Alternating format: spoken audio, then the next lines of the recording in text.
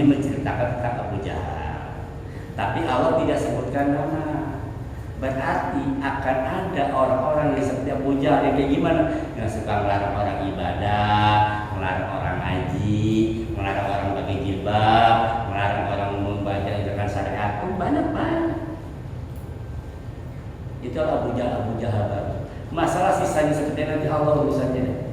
Cuma umumnya biasanya orang-orang yang tentang syariat Allah di dunia Allah balas langsung dengan caranya. Kalau dulu Abu Jahal dikirimnya ke Jabaniyah, nggak tahu kalau kita apa. Ya, nggak tahu kita apa. Karena ini Jabaniyah itu adalah mereka sisa. Kan sisa orang macam-macam, Pak. Jangan kita berpikir bahwa sisa itu ada kalau tadi kemplang itu sisa. Bapak ngejomblo sampai tua itu sisaan. Gitu. Kalau kesana nggak ada begini. Artinya apa? Kita ini susah gitu loh. Keinginan gitu. Karena kita kayak jabatnya susah banget gitu. Digangguin mulu. Kerja digangguin mulu. Usaha susah mulu. Rugi mulu. Itu udah sisa. Gajian gitu kata duitnya hilang. Ada nggak? Ada. Itu lebih susah kok. Gaji mah gede, utang lebih gede banget. Gesek, kata lihat lagi, aku ya gesek, satu salah gesek tuh, kata lama tuh, lagi seneng ya kan, istana tuh, bangga pegang kartu kredit, gesek, salah angka, ya itulah, artinya sisa tuh macam-macam, tergantung bagaimana kepentingan kita. Intinya bahwa Allah itu ketika menyebutkan sesuatu yang bukan ada namanya, berarti akan ada yang baru. Abu Jahal sekarang banyak. Nah, kalau sudah pada kondisi seperti ini, kata Allah, wasbir waqtar. Kalau kamu kerja di situasi tentang syariat, kata Allah nih, kalau la tutihu wasjud waqtar. Jangan dengerin. Berhenti kerja, pindah kerja. Dekatkan ibadah Allah. Karena bahkan Abu Bakar Hatim pernah bilang, kalau ada wanita kerja di sebuah perusahaan harus lepas jilbab, maka gajinya haram. Sampai ada ulama begitu, Pak. Kenapa? Karena lepas jilbab itu hukumnya haram. Sesuatu yang dihasilkan dari haram maka hukumnya berharam. Maka uang gaji jadi haram. Sampai sedemikian rupa. Ada ulama saking keras begitu. Makanya jangan aneh kalau ada orang yang memang keyakinan dia kuat, rezeki akan Allah kasih, kuat. Kan kembali lagi keyakinan yang akan menentukan sikap akan menentukan karakter. Tinggal keyakinan kita. Kalau yakin kita, aku yakin kita. Ya, cukup. Satu lagi deh, terakhir. Kalau nanya Israel aja, Ustaz. Nanya Israel. Gimana? Kan kita gak mungkin nih ke Israel, sulit lah. Misalnya, ya udah berangkat sama. Nah, kita numpasin yang ada di sini aja gitu.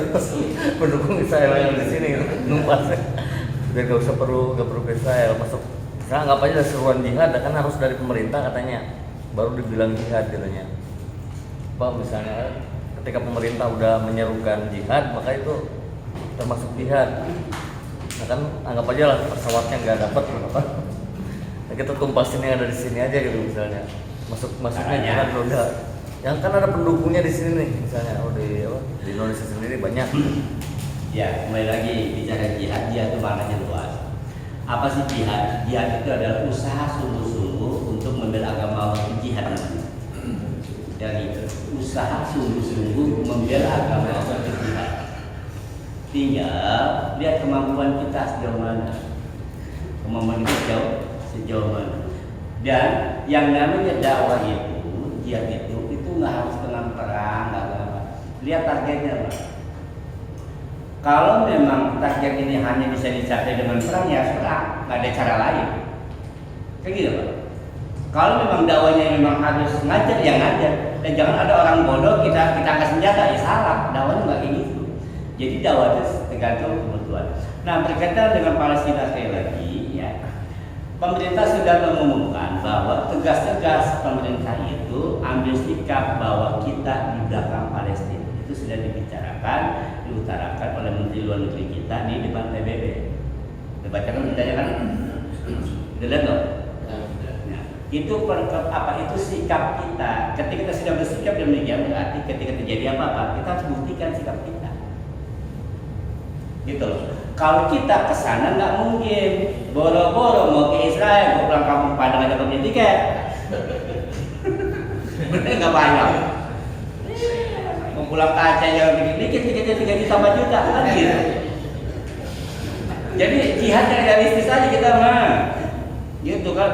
Gimana kalau dikirim ke Solo gratis? Berani? Enggak.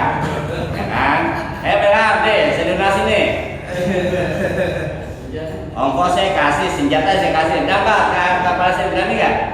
Ambil dulu Padang. Maafin dulu Padang. Aku pulang lagi. Dek. Bidadari dong gitu. Dia udah sini nggak kawin-kawin itu aja udah. Nah kembali arti gitu. Ya bicara masalah Palestina kembali lagi ya. Gini loh, bukan kita tapi kalau memang sudah ada musim itu nggak bisa lagi lah Pak. Zaman dulu kan begitu. Penjajah datang di sini dan mau kemana gitu. Ya sudah lawan. Nah yang bisa kita lakukan tadi tuh ya doa. Kemudian ajak teman-teman untuk bersimpati, berempati dan donasi. Ya, yang mereka butuhkan apa? Mereka nggak butuh ceramah Pak. Mereka butuh selimut, ya kan? Butuh Indomie, itu yang dibutuhin. Wah gitu suruh diajarin ngaji, kagak butuh. Yang dibutuhkan apa? Selimut, baju, itu kan pakai uang, donasi aja. Masalah kembali lagi, nyampe apa kagak duitnya? Nah, jangan mikir itu. Pertama kita yakin bahwa lembaga ini memang sampai uangnya. Misalkan Mercy kan itu kan Palang Merah, kemudian lembaga-lembaga yang memang biasanya ke sana. Insya Allah nyampe. Kalau memang ada pemerintah yang mau silakan, itu pilihan, pilihan. Tapi kalau memang dengan lembaga-lembaga kayak Palang Merah Internasional, Mercy, kemudian ACT dan sebagainya, kita yakin apa ya sudah. Bismillah, itu adalah bentuk pedulian. Kembali lagi, yang kita berikan tidak kado. Bapak mau bantu kek, kagak kek, Allah nggak perlu.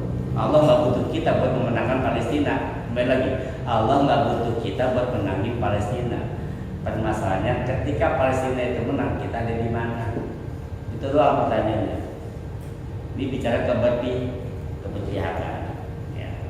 Kalau mau boikot, misalnya kita mau boikot secara McDonald lah atau Aqua, kan? Karena dia untuk mulai buat Israel. Kalau kita nggak mau menggunakan produk yang lain, imbasnya kan lain nggak dapat. Bapak boikot produknya, Iya. kan? Tapi naik pesawat. Ya produk contohnya Aqua lah, Danone misalnya. Prancis. Ya, dia kan katanya buat sumbangsi Israel juga. Tuh. Nah produknya imbasnya karena produk-produk, nah yang tenaga kerja sana kan yang ada saja tutup peluang kerjanya bisa habis gitu Pak Ustaz. Iya. Menimbulkan masalah lagi gitu Pak Ustaz. Iya, artinya begini. Ini imbasnya kalau bisa loh Pak. Sekarang udah mulai minyak mentah udah mulai naik. Bensin bakal aja kayak besok bensin 12.000. Ini loh efeknya. Kan banyak. Bicara masalah Bapak mau boikot produk-produk, mau silakan. Tapi efektif nggak? Ya. Kita demo tolak produknya, teriak-teriak, tapi habis orasi minumnya gitu. Nah, belum lama di Qatar itu semua gerai-gerai Starbucks sepi. Asli, itu lihat kita. Kalau boikot. Nah kan kita ketemu di Starbucks kan bukan pengen ngopinya, pengen wifi-nya doang, gratis. Boleh nggak boikot produk? Monggo silakan kalau itu efektif dan silakan. Kenapa? Itu kan bagian dari ekonomi kan, berarti mendanai mereka. Kan banyak produk-produk mereka tuh Pak. Produk mereka banyak. Memang kita sama Israel tidak ada hubungan diplomatik. Tapi produk mereka banyak di sini. Produk mereka banyak di sini. Kalau mau boikot, mau nggak silakan, gitu kan. Kalau itu efektif. Tapi kalau tidak, ya sudah nggak usah maksain juga. Bapak nih, gitu kan, karena mau boikot, mau maaf produk ya apa misalkan.